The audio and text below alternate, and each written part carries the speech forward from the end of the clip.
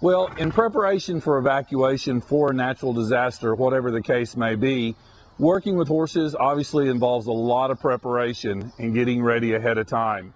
And that's probably the first thing that we'd like to visit with folks about is being prepared and having a plan and having an evacuation readiness kit and a preparation kit to go. So with the horses, there are a lot of things you need to keep in mind and things that you may have to have.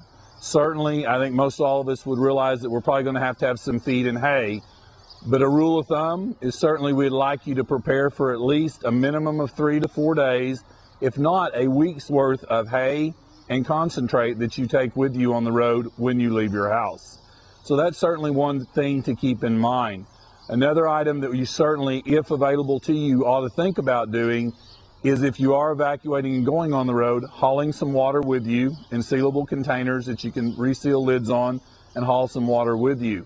Certainly if you're staying at home, if that's your choice you do make, in the case obviously a lot of times power is lost, water supply is lost and things like that, you certainly need to store water ahead of time in clean sealable containers that you can get back to your animals when the time or need arises.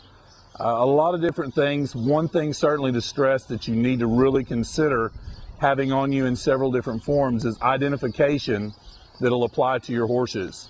Not only proof of ownership from registration paper standpoint, different forms of identification, but certainly pictures that identify your horses from all different views, permanent markings such as tattoos, brands, freeze brands, things like that, that are readily visible to other folks.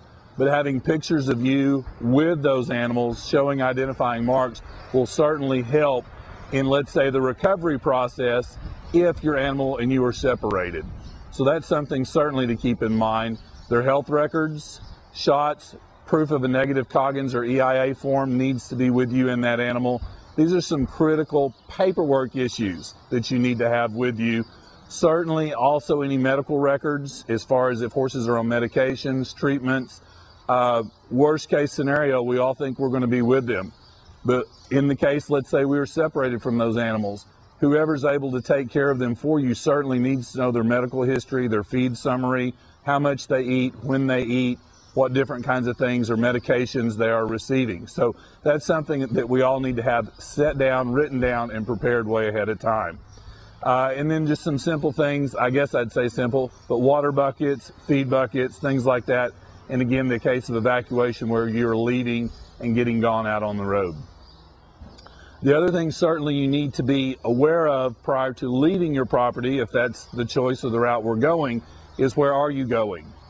And there's a lot of different avenues that you can pursue as far as identifying places of evacuation sites, such as different counties set up regional areas that are a collecting site or an evacuation site designated for other specific counties. So this is something certainly you can find out through your county extension office, your local sheriff's department, things along those lines that will help you identify ahead of time where you need to go. On that same note, certainly history has shown us that if we procrastinate a little bit, shall we say, in leaving our property, even though we've been told it's probably a good idea to go ahead and get on the road, we've certainly seen some horrible traffic congestion problems with folks being stuck on the road with trucks and trailers full of horses, being stuck to the point you could potentially run out of fuel, sitting on the side of the road, not have water for your horses, a lot of bad situations we could get into. So I would certainly advise folks, if it looks like something's coming our direction, get on the road and get gone when they tell you to. Don't wait till everybody else is trying to leave, because certainly the evacuation sites fill up more quickly. You won't be able to get in as close maybe as you want to get, and you're going to have to go further away. But worst case scenario is getting stuck on the road, on the side of the road, on the side of the interstate. A lot of folks, if you talk to folks that survived Hurricane Andrew in in Florida, when it occurred down there, there were a lot of fatalities as a result of people being stuck on the roads in trucks and trailers that were basically blown around like Matchbox toys. So you definitely don't want to be stuck on the road when that happens. But a lot of just general things, but the big thing to stress to folks is feed and hay and supplies to go with you. Certainly, if you're going out on the road, make sure you've got them. Because again, like I said earlier on, we all assume that, we can just leave for a couple of days, whatever the disaster is gone. We kind of all just assume we can go right back home. there's no guarantee that when the disaster has come through, gone, whatever it might be, a gas main eruption, hurricane, tornado, there's no guarantee you can get home. The roads could be blocked, they could be flooded out.